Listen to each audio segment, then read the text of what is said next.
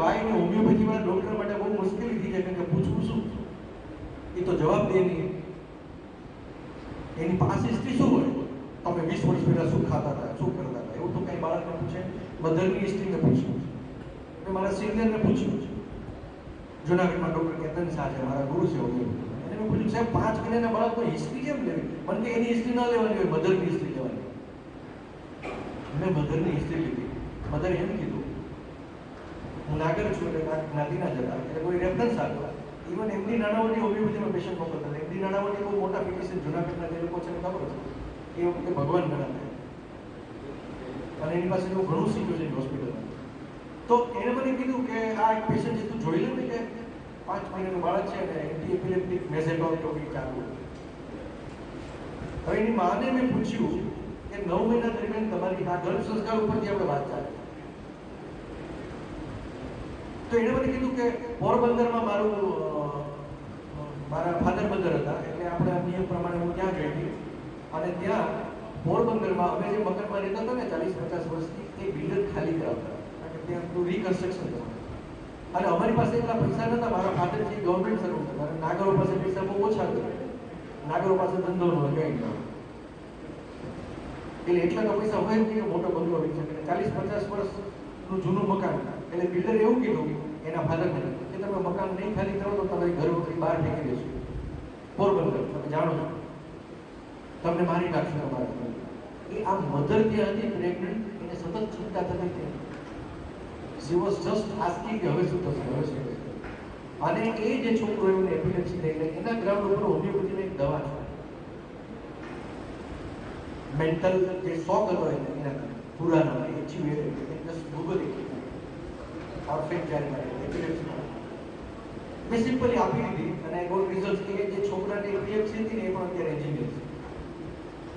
સો ગર્ભ સંસ્કારની હું વાત કરું છું કે ગર્ભ સંસ્કારનું શું મહત્વ છે, માના વિચારો. એટલે આજથી જ તમે નક્કી કરજો કે એટલીસ્ટ જે પ્રેગ્નન્ટ છે જે માં એને પહેલેથી જ એવા વિચારો એ જે બોલશે કે છે આ છે દરેક બાળક ફોલો. હવે તો મેડિકલ સાયન્સ એટલું એડવાન્સ છે કે બધી જ વસ્તુ ઝીણી ઝીણી વસ્તુને નોટ કરે છે. એટલા બધા ડિજિટલ આપણી પાસે વસ્તુ છે.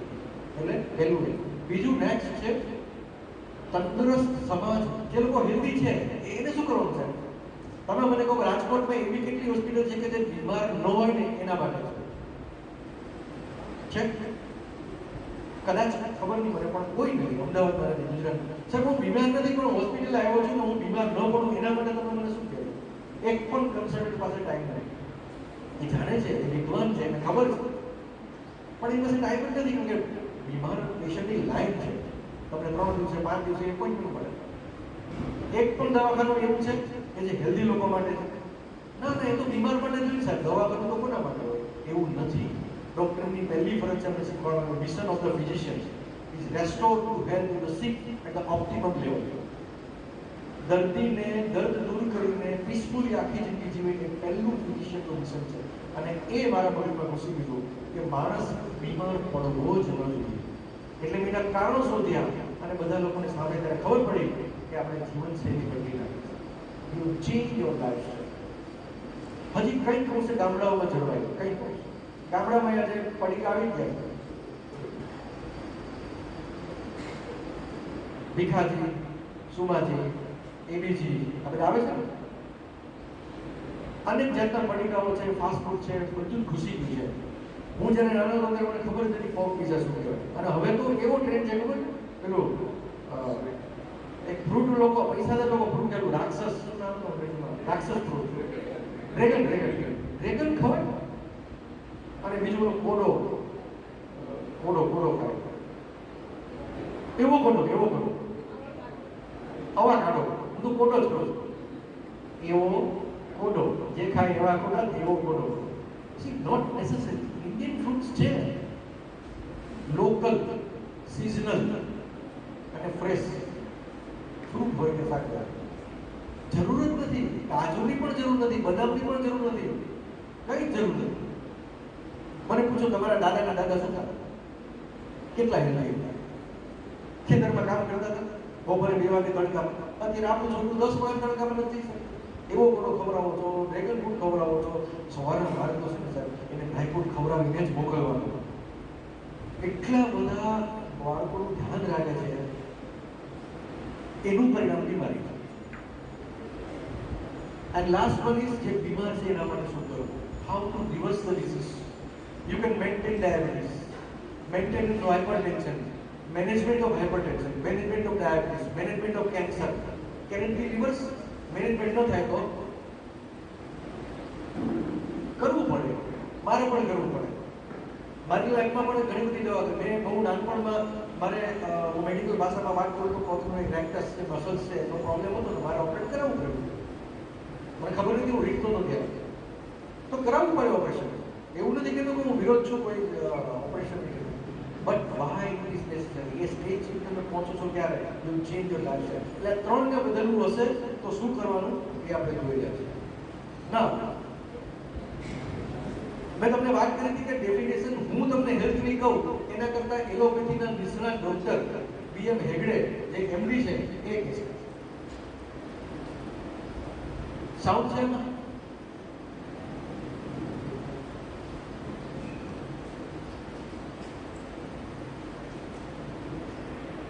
કે સવારે તમે ઉઠો, ગુજરાતીમાં સમજાવું છું, અને તમને જો કામ કરવા જવાનું મન થાય તો એને હેલ્થ કહેવાય. તમને એમ છે કે મારે પરાણે કામ કરવું પડે છે ને, delusion is disease and awareness is health. તમે જાગૃત હોવા જોઈએ, તમે મનથી પ્રફુલ્લિત હોવા જોઈએ. WHO ની જે ડેફિનેશન હેલ્થની છે આપણે બધાને ખબર છે, physical, mental, emotional, social health કહેવાય. પણ એ સિવાય શું આપણે બધા છીએ અહીંયા હેલ્ધી છીએ? ઘણા 6 લોકોએ હાથ ઊંચા કર્યા. હું એમ કહું, સાયન્ટિફિકલી આપણા અહીંયા બેઠેલા તમામ લોકોના શરીરમાં કેન્સર સેલ્સ છે.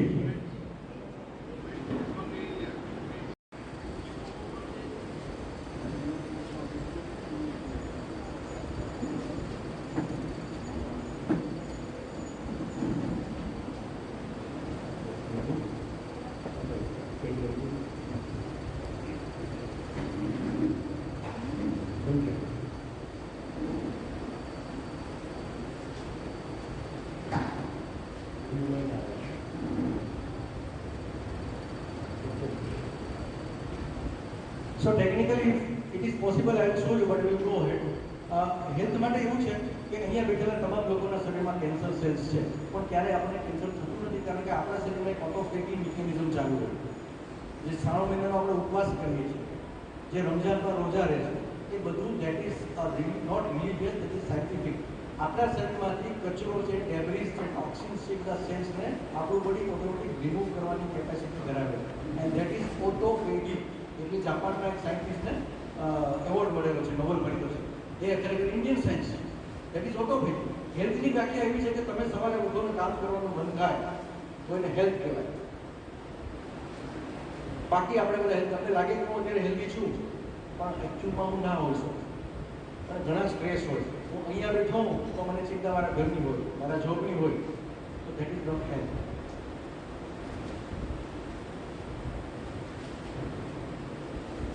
શું દશા છે?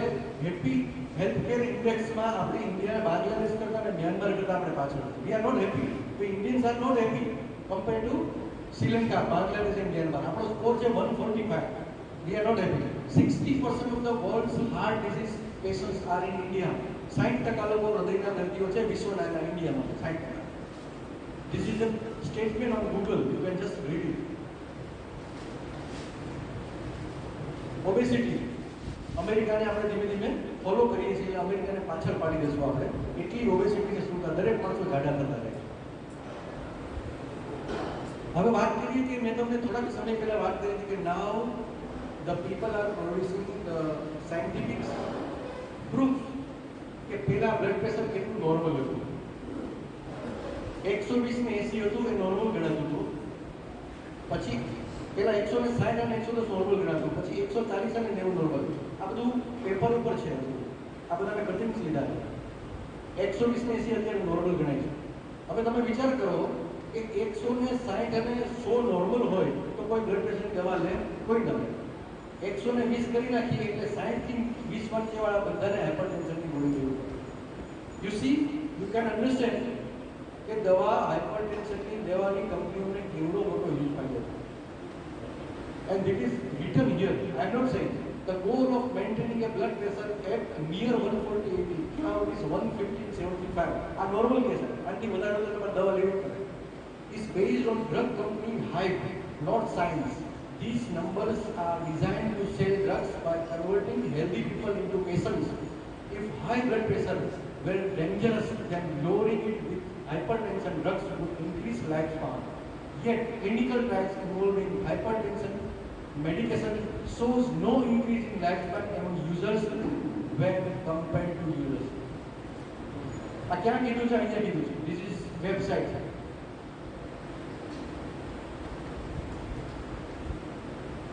160 નોર્મલ હોય તો તમે કોઈ દવા ન લો, પણ એમ કહેવાય કે 120 નોર્મલ હોય તો 160 થી 120 વાળા બધા દવા લેવાના.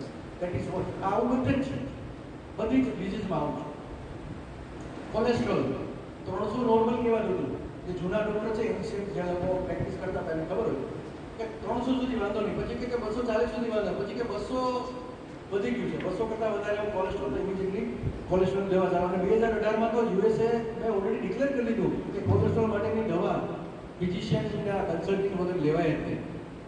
જો ફિઝિશિયન નક્કી કરે તો જ લેવાય, બાકી કોલેસ્ટ્રોલની દવા નહીં લેવાય.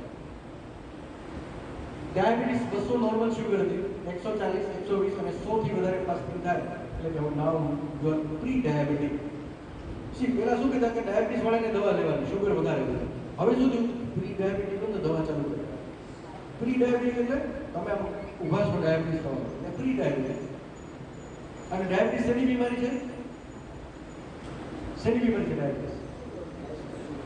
લાઈફસ્ટાઈલ ખરી પણ ગુડ પેનક્રિયાસ. પછી સામાન્ય લોકો શું સમજે ડાયાબિટીસ? ડાયાબિટીસમાં શું થાય?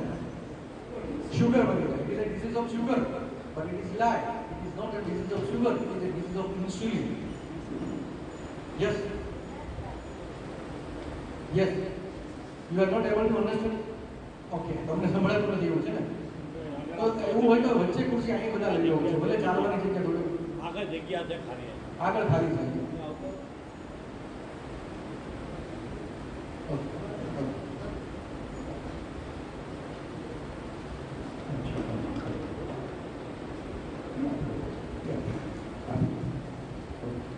લોકોને સંભળાવવું જોઈએ. જો સંભળાય નહીં તો કોન્સન્ટ્રેશન નહીં, પછી ડાયાબિટીસની વાત કરીશ કે કેન્સરની વાત કરીશ. શુગરની ખાંડની બીમારી નથી, એ ઇન્સ્યુલિનની બીમારી છે ડાયાબિટીસ. અને મારું ફોકસ એની ઉપર છે કારણ કે મારા એક મિત્ર ડૉક્ટર જેને 1-2 વખત મળ્યો છું પૂનામાં, તમને કદાચ ખબર છે, ફ્રીડમ ફ્રોમ ડાયાબિટીસ 40,000 લોકોને ડાયાબિટીસ મટાડે. MBBS છે અને ડાયાબિટોલોજીસ્ટ તરીકે કામ કરે છે. અને ડાયાબિટીસ રિવર્સલના એક પેશન્ટના 36,000 થી 46,000 રૂપિયાનો ચાર્જ છે. 36,000. બહુ સરસ ડૉક્ટર છે અને 36,000 ડાયાબિટીસ માટે કંઈ ના કહેવાય. એટલે હું મને ઇટ્સ અ ગુડ થિંગ, એમાં કંઈ વાંધો નથી કારણ કે આપણે ઘણી બધી દવા કરી. પણ અમે એ જ કરીએ છીએ but without taking any charge. Diabetes group અમે હમણાં શરૂ કરેલું છે. તમારે કોઈ છે મારા ગ્રુપમાં ડાયાબિટીસ ગ્રુપ? ઓકે, ડાયાબિટીસનું ગ્રુપ અમે શરૂ કર્યું છે. 90 દિવસનો મેં ઓનલાઈન પ્રોગ્રામ આપેલો છે. પહેલી 2 જગ્યાએ ચાલે છે, લગભગ 20-25 દિવસ થયા. ઝૂમ મિટિંગમાં અમે બધું એડવાઇસ આપીએ છીએ ડાયટની અને other things. So we want to reverse the diabetes. It is not a sugar disease. ખાંડનો રોગ નથી, ખાંડ એનું લક્ષણ છે જે બીજા બધા લક્ષણો લક્ષણ. ડાયાબિટીસ પછી AIDS, ઓટો ઇમ્યુન ડિસઓર્ડર્સ. પેલા હાર્ટ ડિઝીઝ હતા.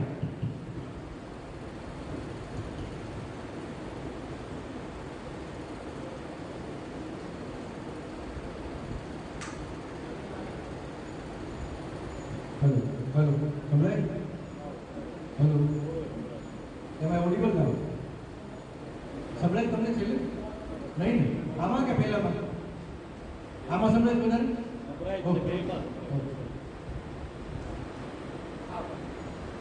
ઓટો ઇમ્યુન ડિસઓર્ડર્સ એટલે 12 પ્રકારના ડિઝીઝ. 12 પ્રકારના ડિઝીઝ હતા, પછી 25 થયા, પછી સંખ્યા વધતી ગઈ. ઓટો ઇમ્યુન ડિસઓર્ડર એટલે તમારી ઇમ્યુનિટી જે હોય ને તમારી દુશ્મન બની જાય. એમાં ડાયાબિટીસ આવી ગયું, લ્યુકોડર્મા આવી ગયું, મસ્ક્યુલર ડિસ્ટ્રોફી આવી ગયું. there are so many auto immune. રોજ એક નવો રોગ આવે છે જેને સાયન્સ હજી પકડી શકતું નથી અને એની કોઈ પરફેક્ટ સારવાર પણ નથી. ત્યારે ટ્રાય એ લોકો ટ્રાય કરે છે પણ એની કોઈ સારવાર નથી. એમાં ઓટો ઇમ્યુન ડિસઓર્ડરની સંખ્યા વધતી જાય છે. વાય? આ શું કામ વધી રહ્યું છે? એનું કારણ છે લાઈફસ્ટાઈલ. જો પેપર્સ કેમ ખોટા પબ્લિશ થયા એવું તમને બતાવું. એવું કહેવામાં આવ્યું, સાયન્સ મેગેઝિન 56 નંબર 1548 1922 22માં કહેવામાં આવ્યું, 1922માં, કે vitamin E discovered in green leafy vegetables with major health benefits. 22માં કહેવામાં આવ્યું, જ્યારે મારો જન્મ કે તમારો જન્મ એ 1922, કે વિટામિન E પાંદડાવાળી ભાજીમાં હોય અને હેલ્થ માટે બહુ સારું છે. બી, વિટામિન E બરાબર વધારે એ હાર્ટ ડિઝીઝને ઘટાડે. તમે વિટામિન E વધારે લો તો હાર્ટ ડિઝીઝ તમારો થાય નહીં. આવું ક્યારે કહેવામાં આવ્યું? 1993 એની જે નેશનલ આપણા મેગેઝિન્સ છે 328 નંબર 20 પેજ મે 20 1993માં કહેવામાં આવ્યું કે વિટામિન E વધારે લો તો હાર્ટ ડિઝીઝ ઓછા થાય. સમજાય છે હું કહું તમને? છેલ્લે સમજાય છે? તમને સમજાય છે? સી, નીચે અહીંયા vitamin E supplements leads two higher cancer episodes. ક્યારે કીધું? 2005માં સ્ટેટમેન્ટ ભરી ગયું. Vitamin E supplements leads two higher cancer episodes. એટલે બધાની આંખ પૂરી થઈ ગઈ. સારું, વિટામિન E તો હાર્ટ ઘટાડતું હતું પણ કેન્સર ઊભું કરે છે. એટલે એક રોગ લઈને બીજો આપી રહ્યું છે. And D, vitamin E supplement leads two increased heart disease. Jama, જે લોકો મેડિકલ સાયન્સમાં છે એને ખબર છે મેગેઝિનની, આ બધા જર્નલ્સ છે. જામા 300 નંબર 18 2008 23 2123 2133 આ જગ્યાએ છે. આ વસ્તુ તમે વાંચી શકો છો four research from medical journals. શું કીધું? હાર્ટ ડિઝીઝ ઘટતો તો એવું કીધું, પણ હવે કહે છે કે વધે. સાચું શું ને ખોટું શું આપણે જોઈએ. 8% reduction in mortality during the cardiology meetings dates February 2015 Journal of American Medical Association. આપણે અમેરિકાના ફોલો કરીએ છીએ. આનો શું હું તમને ગુજરાતીમાં સમજાવું. આપણી મીટિંગ થાય ને ડોક્ટરની મીટિંગ થાય એમ આખા વિશ્વના કાર્ડિયોલોજિસ્ટની મીટિંગ જીનીવા કે something I don't know the name of that place ત્યાં થતી હતી. વર્ષોથી થાય અને થાય. અને એનો હેતુ એવો હોય કે નવી નવી રિસર્ચ અને નવી નવી વાતો કાર્ડિયોલોજિસ્ટ જાણે શીખે અને પછી આપણને એનો લાભ. એટલે કોઈ મારા જેવો કોઈ માથા ભરેલો ત્યાં ફિઝિશિયન હતો કાર્ડિયોલોજિસ્ટ. જોકે કાર્ડિયોલોજિસ્ટ મારા કરતા ઘણા એક્સપર્ટ કહેવાય, પણ હું એવું કહું છું કે માથા ભરેલો તો મારા જેવો જ હતો. એણે એમ વિચાર્યું કે આપણે રિસર્ચ કરીએ કે જ્યારે કારણ કે વિશ્વના સારામાં સારા કાર્ડિયોલોજિસ્ટ ત્યાં હોય અને 8-10 દિવસ માટે ત્યાં. સમજો કે રાજકોટ છે તો રાજકોટની સારામાં સારા સિનિયર કાર્ડિયોલોજિસ્ટ ત્યાં જતા રહેવા. એટલે અહીંયા રહેવા હોય એ થોડા ઘણા જવા. તો એણે એવું વિચાર્યું કે આ કાર્ડિયોલોજિસ્ટ ન હોય ત્યારે હૃદયરોગના ડૉક્ટરની હાલત શું થતી હશે આપણે જોઈએ. તો મરી જતા હશે. કારણ કે સારા સિનિયર ડૉક્ટર તમને મળે નહીં એટલે ડેથ રેટ વધવો જોઈએ, નેચરલી છે. But the thing is 8% reduction in mortality. 8% લોકોના મૃત્યુ ઓછા થતા હતા કારણ કે કાર્ડિયોલોજી મીટિંગમાં ડૉક્ટરો જતા રહ્યા.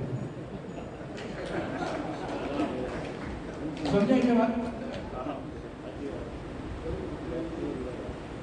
લીડિંગ કોઝ ઓફ ડેથ, મૃત્યુનું કારણ વિશ્વમાં સૌથી વધારે મૃત્યુ શેના કારણે થાય છે? આમાંથી કોઈ કહી શકે? ડોક્ટરથી નથી. તો બચાવે દવાથી પાર્શિયલી નો. દવા એક રીતે સાચી વાત છે તમારી. there are two reasons. વિશ્વમાં મોત થવાના બે કારણો છે. એક છે HAI, હોસ્પિટલ એક્વાયર્ડ ઇન્ફેક્શન. એટલે કે જે રોગ માટે તમે હોસ્પિટલમાં દાખલ થાઓ છો એ રોગ તો મટી જાય છે, પણ ત્યાંથી બીજું ઇન્ફેક્શન લાગી જાય છે જેને સુપર ઇન્ફેક્શન કહેવાય. અને માયો જે હોસ્પિટલ છે વર્લ્ડ રિનોન એમાં 7% ડેથ HAI છે, હોસ્પિટલ એક્વાયર્ડ ઇન્ફેક્શન. સમજાય છે? મને જે રોગ માટે હું દાખલ થયો એ તો મટી ગયું, પણ બીજું લઈને આવ્યો જેમાં હું મળી ગયો. So that is the first reason. HAI that is hospital. મારા હોસ્પિટલ મેનેજમેન્ટ જ્યારે કર્યું બીજે મેડિકલમાંથી ત્યારે આ વસ્તુ મને ખબર પડી. અને બીજું ADR that is adverse drug reaction. જે કહેતા હતા ને સાહેબ એ ડ્રગ એડવર્સ ડ્રગ રિએક્શન. અને એ બધી દવામાં લખેલું હોય છે અને બધાને ખબર જ હોય છે કે દરેક દવાની અસર હોય એમાં આડઅસર પણ હોય છે. ઇવન આયુર્વેદ હોમિયોપેથી દવાની આડઅસર હોય. ઇટ ઇઝ નોટ લાઈક કે એલોપેથીની આડઅસર હોય. આયુર્વેદની અસર હોય અને હોમિયોપેથી દવાનું રિએક્શન આવે. એટલે એ આડઅસરથી બચવાનું જોઈએ આપણે અને એના માટેનો પ્રયત્ન આપણે કરવાનો છે. So there are the 2 reasons of death in the world. આ બાકીના બધા કારણો છે, કેન્સર છે, હાઇપરટેન્શન છે, હાર્ટ ડિઝીઝ છે, એક્સિડન્ટ છે, આ બધું છે. નાઉ પાર્ટ 2 આપણે જોયું કે શું હાલત છે વિશ્વની. The understanding of actual illness, બીમારી છે શું. સાહેબ તમે વાત તો બધી કરી દીધી, બધું સમજી લીધું, ચાલો બધું ખરાબ છે, ખરાબ કંઈ જ નથી. પણ આપણે સમજવાનું છે કે આપણી બીમારી શું છે. આપણે ક્યારેય ધ્યાન દીધું નથી.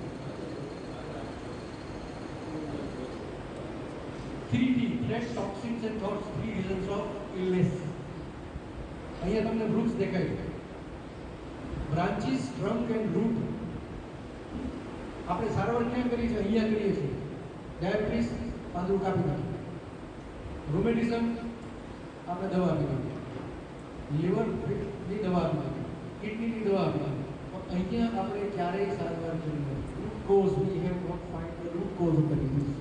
આપણે ડીપર જવું પડશે કે કારણ શું છે બીમારી. આપણે સારવાર ટ્રંકમાં કરીએ છીએ કે બ્રાન્ચીસમાં. વનસ્પતિને દવા છાંટવાની તો ક્યાં છે? પાંદડે છે ને? પાંદડે છાંટો તો પાંદડામાં, પણ નીચે મૂળમાં છાંટો તમે. મારા મૂળમાં શું છે ને એ મારા મગજમાં આવવાનું છે. એટલે ગુજરાતીમાં કહેવત છે ને કે દરજીનું મન એ કેવું છે ને, મોચીનું મન ચપ્પલ ઉપર જૂતે એવું છે ને. મોચીનું મન જેમ જૂતા ઉપર, દરજીનું કપડા ઉપર. એમ ડૉક્ટર તમને જોવે ત્યારે તમારા જોઈ ડૉક્ટરને એ જ દેખાય કે એ વ્યવસાય મૂળ ક્યાં છે. આપણે મૂળમાં જવાનું. તમારું વિઝન શું છે, તમારું મિશન શું છે? રોગને કંટ્રોલમાં નથી કરવો, રોગને આપણે રિવર્સ કરવો છે. કિચન સિંક હાઇપોથેસિસ એ લખેલું છે. બહેનો આ બેઠી છે, મને એવું કહો કે રસોડામાં જ્યારે પાણી ભરાય છે તમારી સિંકમાં, ગેંડીમાં, એટલે તમે શું કરો? પાણી ઉડે છે બહાર.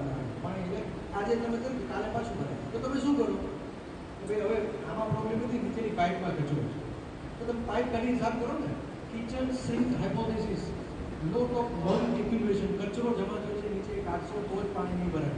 તમે શું કરો? પાણી ઉડે છે રાખો. શુગર વધી ગઈ, મેટફોર્મિન, બ્લડમાંથી શુગર કાઢી નાખી બહાર મૂકી દીધી કિડની બહાર. બીજે દિવસે પાછી બીજી મેટફોર્મિન, શુગરને કાઢી નાખી બહાર મૂકી દીધી. It is not the disease reversal, it is the management of disease. They can manage your hypertension, they can manage your sugar, they cannot reverse. અને એમાં ડૉક્ટર કોઈ જવાબદાર નથી, તમે જ જવાબદાર છો. શુગર કોને વધારી? ડૉક્ટરે કે તમે? તમારું હાઇપરટેન્શન કોને ઊભું કર્યું? ડૉક્ટરે.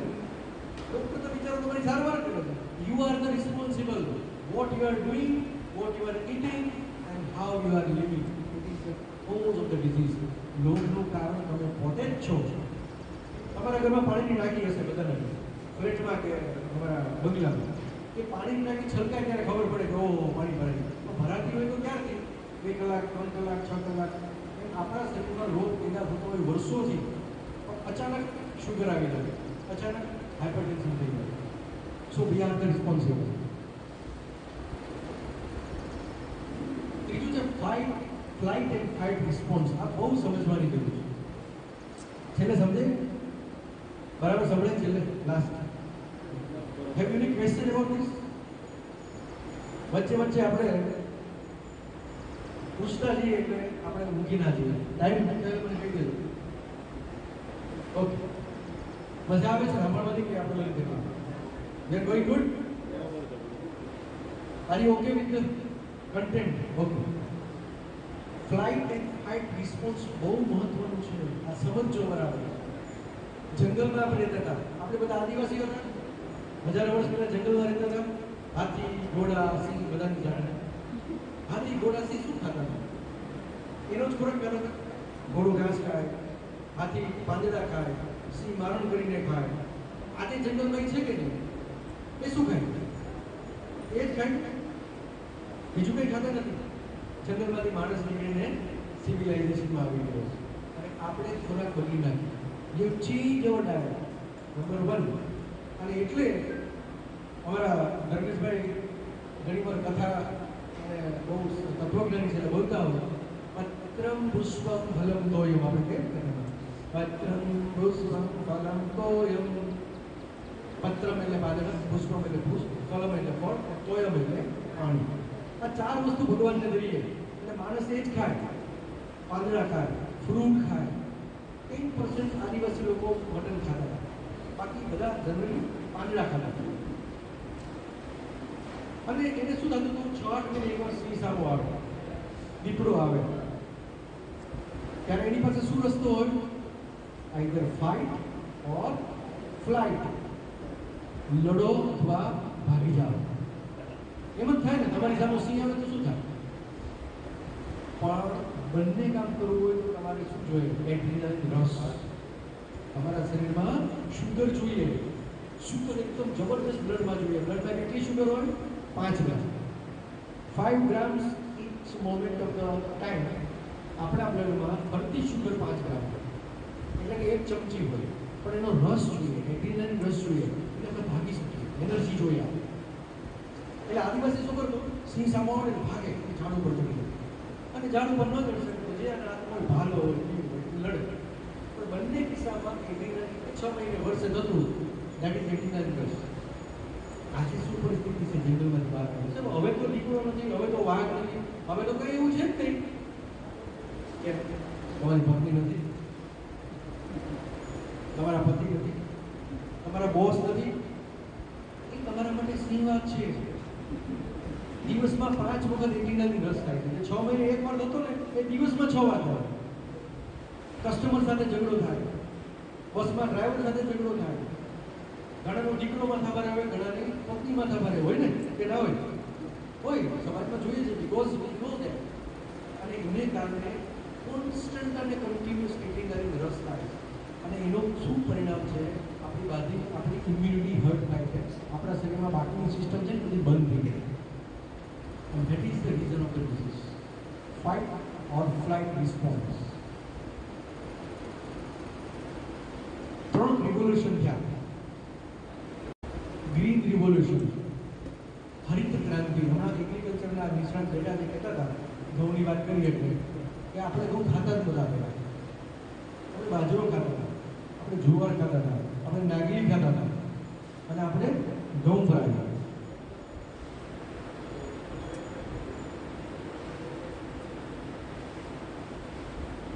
બ્રેક માટેનો બ્રેક છે, પણ હું એક ટોપિક બતાવી દઉં, બરાબર? બીકોઝ લિંક છે ને આપણે ભૂલી ગયું. પછી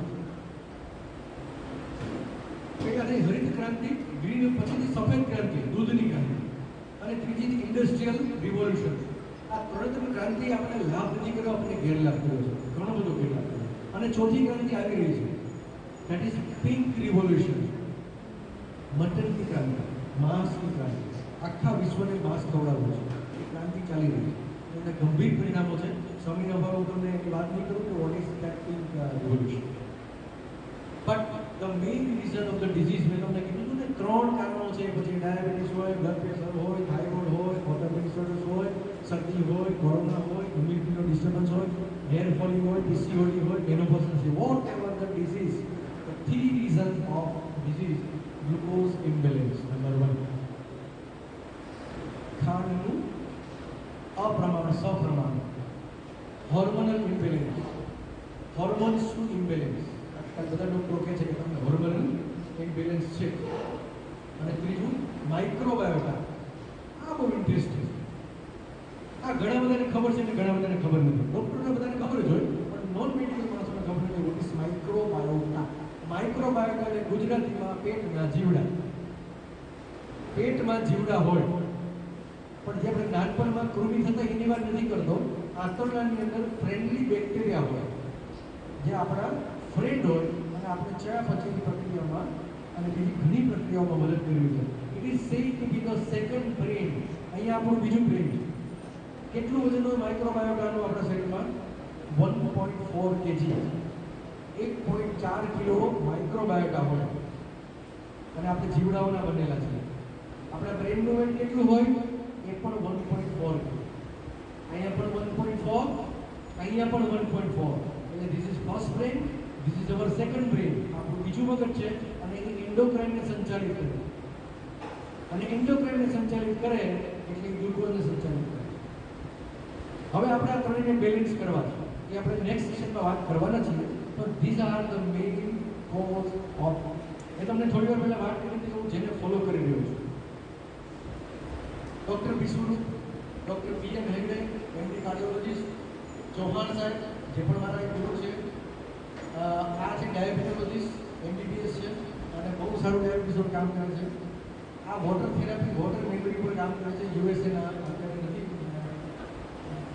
ડૉક્ટર ખદરવલ્લી જેને હું મિલેટ્સમાં ફોલો કરું છું. જેસન ફોમ જે નેફ્રોલોજીસ્ટ છે જાપાનના, અને ઓટોપેજી કે તમે વાત કરી ને ભૂખ્યા પેટે સારવાર, એ રોજની 50 ડાયાલિસિસ કરતા બંધ કરી અને હવે ઓટોપેજી અને યુટ્યુબમાં બધાનું છે. ડૉક્ટર લીઝા રેકની એમની કાર્ડિયોલોજીસ્ટ USA, અમેરિકાના કાર્ડિયોલોજીસ્ટ છે. 17 પ્રકારની બીમારીથી નીકળતા હતા અને હવે હોલિસ્ટિક હેલ્થથી પોતાની જાતને સારા કરીને ટ્રીટમેન્ટ કરે છે. ડૉક્ટર પ્રમોદ ત્રિપાઠી પુણે 40,000 લોકોને ડાયાબિટીસ મટાડ્યા. સુશીલ સિંધેથી માંડીને ઘણા લોકોને પેશન્ટ છે. 104 વર્ષના હતા કાર્ડિયોલોજીસ્ટ. એને એવું કીધું કે મારી જિંદગીમાં મેં 5,000 કાર્ડિયાક ઓપરેશન કરેલા છે, તો મને ખબર પડી કે એ મારી શું ભૂલ થઈ છે અને હું કાચું ખાઈને મારા બ્લોકેજીસને રિવર્સ કરેલા છે. આ પોતે એનો વિડીયો છે, જો ટાઈમ હશે તો હું તમને સંભળાવીશ. આ બધાના વિડીયોની ક્લિપ છે મારી પાસે, એક 20-20 સેકન્ડની ક્લિપ છે, એટલે તમને ખ્યાલ આવે કે શું કે છે એ. Doctor Vipin Gupta, PhD pharmaceutical, વર્ષો સુધી અમેરિકામાં કામ કરી દવાની કંપનીમાં અને છોડી અને ભોપાલની બાજુમાં જંગલ ખેતી કરી રહ્યો છે માણસ, એ લોકોને સારા કરી રહ્યા છે. આ લોકો તો થોડાક છે, આ બધાના નામ છે અને એનું ક્વોલિફિકેશન છે. New diagnostic cardiologist, research in material science, Rustam Roy, Vipin Gupta, PhD. Yes. So these are the people, Piyush Saxena, naturopathy and detoxification therapy, Dr. Vishwarup Roy and Dr. Pramod Tiwari. આ થોડાક મેં નામ આપ્યા, આવા ઘણા નામ મારી પાસે છે. If you want to study, I can give you. Last એક જ સ્લાઇડ કરી આપણે તમને, I think you will give few minutes more. હું થોડા મિનિટ લઉં તો વાંધો નથી તમને. ઓકે, બ્રેક કરી. આ શું બતાવે છે ને, મેં આ બધું સ્ટડી કર્યું ને પછી એક વસ્તુ મને ખબર પડી કે વિશ્વમાં એવા દેશ છે, એવા પોઈન્ટ્સ છે જ્યાં લોકો બીમાર જ નથી પડતા, 100 વર્ષ સુધી જીવે છે અને કોઈ બીમારી નથી, થાઇરોઇડ નથી, બ્લડ પ્રેશર નથી, કાંઈ જ નથી. એને કોઈ બ્લુ ઝોન, અને એવા બધા બ્લુ ઝોન છે. આ સાયન્ટિસ્ટોએ મને કીધું, સાયન્ટિસ્ટોએ મને શીખવાડ્યું કે આવું છે. તો મેં કીધું આ શું છે બ્લુ ઝોન? તો એણે કીધું ઇન્ડિયામાં પણ છે. ઇન્ડિયામાં એક બ્લુ ઝોન છે કે જ્યાં લોકો બીમાર જ નથી પડતા. ખબર છે કયો બ્લુ ઝોન? મારા સેમિનારમાં આવે છે ખબર છે. Which is that? નહીં, not Arunachal. It is Andaman and Nicobar. Andaman નિકોબારમાં ઝારાવા કોમ્યુનિટી છે, ઝારાવાસ તરીકે વિસ્તાર છે, ત્યાંના લોકો બીમાર જ પડતા નથી. અને જ્યારે જે લોકો અંદામાન ગયા હશે, હું તો ખાસ સ્ટડી કરવા ગયો હતો, ત્યારે બસમાં લઈ જાય આપણને. અને લોકો શું કરે છે, બસમાંથી પડીકા આપે પેલા બચ્ચા છે, અંદામાન નિકોબારના બચ્ચા, એ લોકો બીમાર પડવાનું. સરસ સ્ટોરી છે, આપણે પછી કહીશું. અહીંયા એનો વિડીયો છે, પણ આ વિડીયો પ્લે થશે તો બતાવીશ તમને કે ઝારાવા કોણ છે, હું તમને બતાવીશ અને શું કઈ ભાષામાં વાત કરે છે, આપણે શું એની હાલત કરી. And this is last slide અત્યારના સેશનનું. આ પછી જશું આપણે 5F થિયરી. આ 5F થિયરી તમને વિશ્વમાં કોઈ જગ્યાએ મળશે નહીં. No Google, no YouTube, no scientist. This is invented by ઓમનિયોજસ. આ શું છે હું તમને આપણે સમજાવું છું. નિરાતે આપણે બ્રેક લેવાનો છે, એટલે બ્રેક લઈએ, થોડા ફ્રી થઈએ, પછી આ પાર્ટ 3 આપણે શરૂ કરી રહ્યા છીએ. પહેલું સેશન આપણું પાર્ટ 1, પાર્ટ 2, પાર્ટ 3 છે. ફ્રેશ થઈએ, તમારા ક્વેશ્ચન હોય તો બ્રેકમાંથી આવીને આપણે ક્વેશ્ચન લઈએ અને પછી આપણે પાર્ટ 2 શરૂ કરીએ. Thank you very much.